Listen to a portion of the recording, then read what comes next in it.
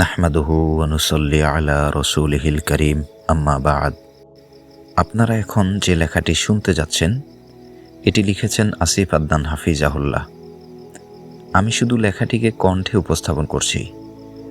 মুসনাদ আহমদে একটা বর্ণনা এসেছে, দুই ব্যক্তি এমন এক কওমের পাশ দিয়ে যাচ্ছিল যাদের একটি মূর্তি ছিল। তারা ওই মূর্তির উদ্দেশ্যে কিছু কোরবানি না করা পর্যন্ত কাউকে সেখান দিয়ে অতিক্রম করতে দিত না। তারা দুই ব্যক্তির একজনকে বলল, কিছু কোরবানি করো। সে বলল, আমি আল্লাহ ছাড়া অন্য কারো উদ্দেশ্যে কিছুই কোরবানি করব না। তারা বলল, অন্তত একটি মাছি হলেও কোরবানি করো। অতঃপর সে একটি মাছি কোরবানি করল এবং তারা তাকে পথ ছেড়ে দিল, ফলে সে জাহান্নামে গেল। তারা অপর ব্যক্তিকে বলল, কিছু কোরবানি করো। সে বলল, আমি আল্লাহ ছাড়া অন্য কারো উদ্দেশ্যে কিছুই কোরবানি করব না। ফলে তারা তার গর্দান উড়িয়ে দিল, তাকে হত্যা করল, আর সে জান্নাতে প্রবেশ করল।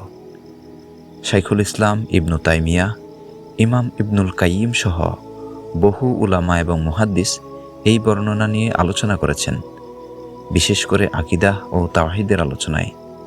তারা বলেছেন, মাছি তুচ্ছ একটা জিনিস, কিন্তু আল্লাহ ছাড়া অন্য কারো জন্য কিছু উৎসর্গ করা যেহেতু শিরক, তাই একটা মাছি এখানে জান্নাত আর জাহান্নামের ফারাক করে দিচ্ছে।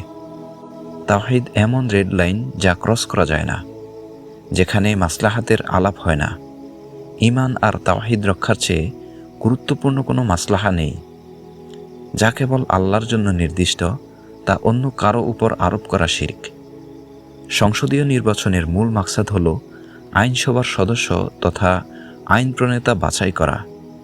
আর আল্লাহ আমাদের জানিয়ে দিয়েছেন, তিনিই ইবাদতের একমাত্র মালিক এবং তিনিই একমাত্র বিধানদাতা।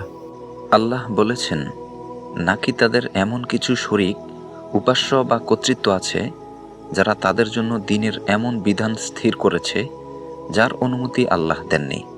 সূরা আশ-শুরা আয়াত নাম্বার 21। আল্লাহ তাআলা আরও বলেছেন, তোমরা আল্লাহ ছাড়া যাদের ইবাদত করো তারা কেবল নামমাত্র। সেসব নাম তোমরা ও তোমাদের পিতৃপুরুষরা নিজেরা রেখে নিয়েছ।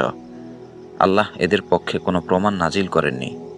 বিধান দেওয়ার অধিকার একমাত্র আল্লাহরই। তিনি নির্দেশ দিয়েছেন, তোমরা যেন তিনি ছাড়া আর কারো ইবাদত না করো। এটাই সরল ও সঠিক দিন, কিন্তু অধিকাংশ মানুষ জানে না। সূরা ইউসুফ আয়াত নাম্বার 40। যে বোঝার তার জন্য এতটুকুই যথেষ্ট। যে বুঝবে না সে আল্লাহর হুকুমের আগে হয়তো আর বুঝবে না।